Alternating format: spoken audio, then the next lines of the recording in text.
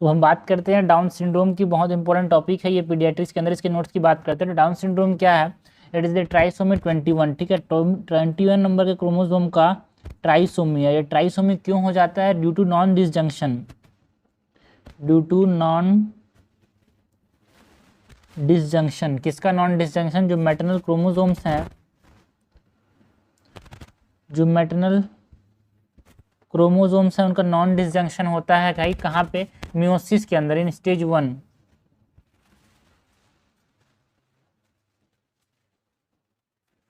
Meiosis stage 1। तो ये हमने बात की अबाउट व्हाट डाउन सिंड्रोम होता क्या है, ठीक है।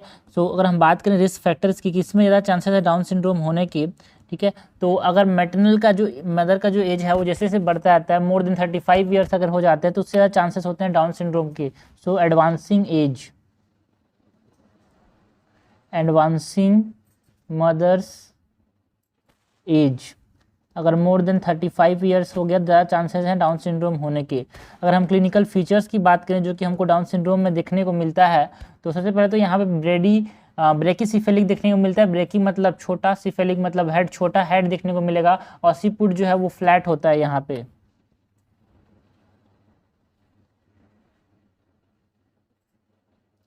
ना, ब्रेकीसिफेली विथ फ्लैट ऑसिपुट। और क्या देखने को मिलेगा यार? हमारे पास वाइड ओपन एंटेरियर फंटनल, जो एंटेरियर फंटनल होगा वो बहुत वाइड होगा। सो वाइड ओपन ना, चौड़ा होगा, वाइड ओपन एंटीरियर फंटनल।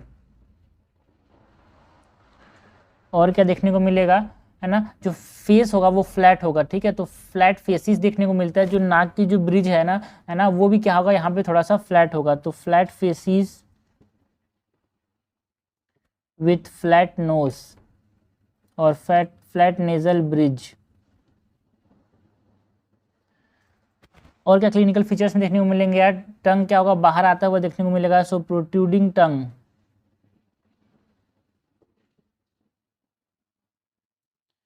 प्रोट्रूडिंग टंग के साथ यहाँ पे जो आंखें होती है वो अपवर्ड स्लेंट होती है, तो अपवर्ड स्लेंटिंग आईज।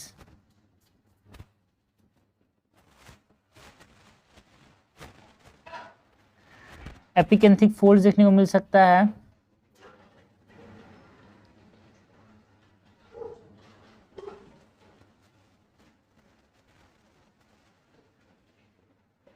नेक कैसा होगा? शॉर्ट होगा। सो शॉर्ट नेक। क्लिनोडेक्टाइली देखने को मिल सकता है।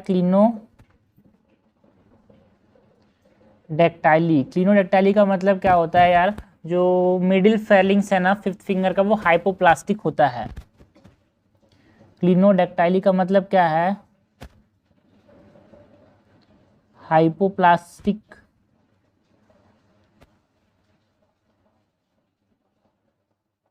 Middle phalanges of fifth finger. Clinodactyly के साथ यहाँ पे सीमियन क्रीज देखने को मिलता है। सीमियन क्रीज में क्या होता है यार? एक तरह से सिंगल ट्रांसल्यूशन पाल्मर क्रीज। हमारे हाथों में जो लकीरें हैं वो यहाँ पे देखने को नहीं मिलती यार, एक लकीर देखने को मिलती है बस। इसको हम क्या बोलते हैं? Simian crease.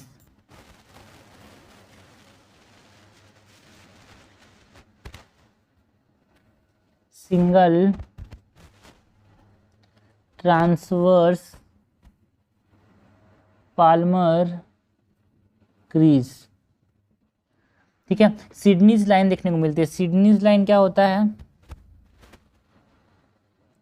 सिडनी लाइन की बात करें तो सिडनीज लाइन में यहाँ पे क्या देखने को मिलता है यार? सेकेंड ट्रांसवर्स लाइन जो है यहाँ पे वो इनकम्प्लीट होता है।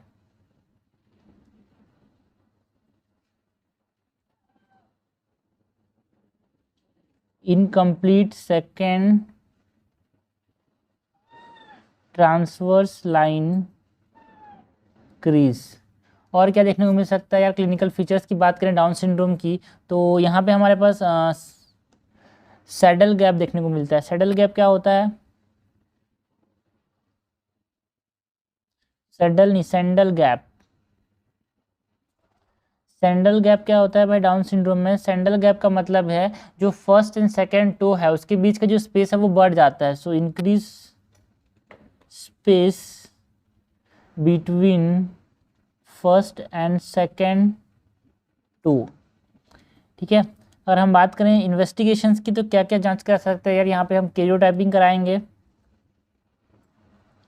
सो जब हम कैरियोटाइपिंग कराते हैं तो कैरियोटाइपिंग में हमारे पास कौन से क्रोमोसोम देखने को मिलता है? 47 क्रोमोसोम देखने को मिलता है, 47 प्लस XX, है ना, या फिर 47 प्लस XY देखने को मिल सकता है। बिकॉज यहाँ पे 47 क्रोमोसोम क्यों हुआ? बिकॉज जो 21st क्रोमोसोम था वो यहाँ पे बाहर डिसजंक्शन नहीं हो पाया, तो उसके वजह से 3 21st क्रोमोसोम आ गए।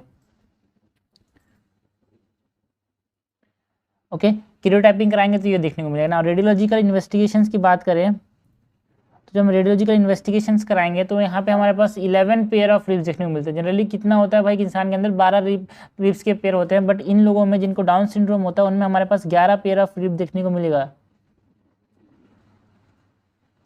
और क्या देखने को मिलेगा भाई रेडियोलॉजी के अंदर? जब हम ऑसिफिकेशन सेंटर्स की बात करें तो मेनोब्रियम के अंदर हमको 2 से 3 ऑसिफिकेशन सेंटर्स देखने को मिलेंगे, 2 to 3 ऑसिफिकेशन सेंटर्स ऑफ मेनोब्रियम, है ना। हाइपोप्लाजिया देखने को मिलता है। Hypoplasia of what? Hypoplasia of 5th middle Fehling's, जिसको हमने क्या नाम दिया? क्लिनोडेक्टाइली नाम दिया। हाइपोप्लाजिया किसका? हाइपोप्लाजिया मिडिल 5th फिंगर्स का। ठीक है, ये तो रेडियोलॉजिकल इन्वेस्टिगेशंस हो गया। अगर हम डर्मेटोलॉजिकल इन्वेस्टिगेशंस की बात करें तो डर्मेटोलॉजी के अंदर हमारे पास क्या देखने को मिलेगा? सीमियन क्रीज, एक ही क्रीज देखने को मिलेगा। सिडनी लाइन, यार सिडनी लाइन मतलब, सिडनी लाइन का मतलब क्या है कि हमारे पास सेकंड ट्रांसवर्स जो लाइन था वो इनकम्प्लीट होता है। तो ये हमने बात की अबाउट द इन्वेस्टिगेशंस, क्या क्या करा सकते हैं, क्लिनिकल फीचर्स में क्या देखने को मिलेगा, रिस्क फैक्टर क्या क्या है ना, मैनेज कैसे करेंगे। ठीक है, मैनेजमेंट क्या है? तो मल्टी डिसिप्लिनरी अप्रोच होता है, बहुत सारी चीज़ों को यहाँ पे ध्यान में रखा जाता है। सो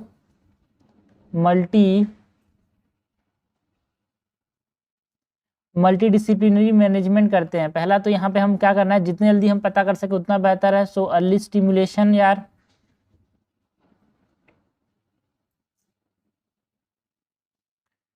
दूसरा यहाँ पे हम फिजियोथेरेपी दे सकते हैं। स्पीच थेरेपी बोल नहीं पा रहा है बच्चा तो उसको क्या करेंगे? स्पीच थेरेपी देंगे, ठीक से बोल नहीं पा रहा है तो, है ना। स्क्रीनिंग करते हैं एसोसिएटेड एनोमलीज का। बच्चा मदर के पेट में है तो उसी समय हम कोशिश करते हैं कि एंटीनेटल जांच हो जाए, जिससे पता चल जाए कि यार बच्चे को क्या हो सकता है, डाउन सिंड्रोम हो सकता है। तो screening of associated anomalies.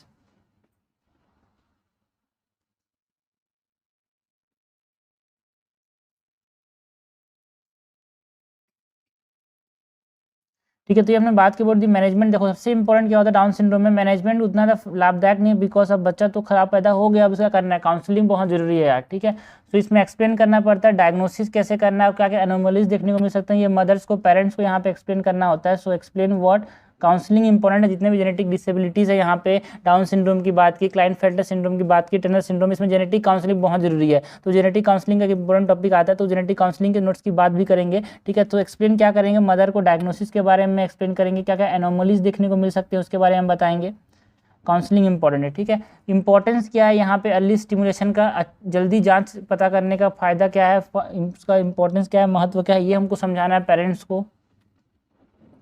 So importance of early stimulation. तीसरा, यहाँ पे हम जो रिकरेंस, सपोज करो किसी प्रेगनेंसी में डाउन सिंड्रोम आया तो जो चांसेस हैं कि नेक्स्ट प्रेगनेंसी में डाउन सिंड्रोम हो, उसके जो चांसेस है, उसके जो रिस्क है वो बताना है, बिकॉज ये हाई होता है यार। Risk for recurrence in future pregnancies. तो ये हमने बात की अबाउट दी काउंसलिंग। सबसे इंपॉर्टेंट क्या है यार? एंटीनेटल डिटेक्शन यार, है ना, जितना जल्दी इसको डिटेक्ट कर सकते हैं। यहाँ पे अगर ठीक ना हो पाए तो यहाँ पे कुछ जेनेटल, है ना, एबॉर्शन की तरफ आगे बढ़ सकते हैं। तो एंटीनेटल डिटेक्शन बहुत जरूरी है। एंटीनेटल डिटेक्शन में हम क्या कर सकते हैं? यूएसजी करा सकते हैं, जिसमें हम नकल ड्यूसेंसी देखते हैं यार। नकल translucency,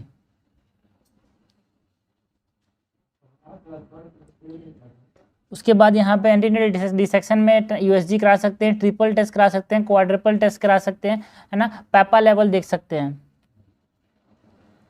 triple test, quadruple test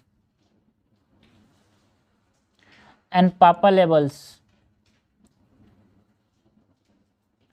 सो ये हमने बात की अबाउट व्हाट की जो हमारे पास रिस्क फैक्टर है। डाउन सिंड्रोम होता है क्या, क्या क्या कारण है डाउन सिंड्रोम होने के रिस्क फैक्टर में? मोस्ट ऑफ द सबसे कॉमन काज क्या है? Advancing as of the mother, more than 35 year में बहुत ज़्यादा कॉमन है। क्लिनिकल फीचर्स की बात की हमने, इन्वेस्टिगेशन क्या कराएंगे, इसमें क्या क्या देखने को मिलेगा, मल्टी डिसिप्लिनरी मैनेजमेंट की बात की, काउंसलिंग कैसे इंपॉर्टेंस रोल प्ले करता है डाउन सिंड्रोम के अंदर, एंड एंटीनेटल डिटेक्शन कैसे करेंगे, ये जरूरी है यहाँ पे।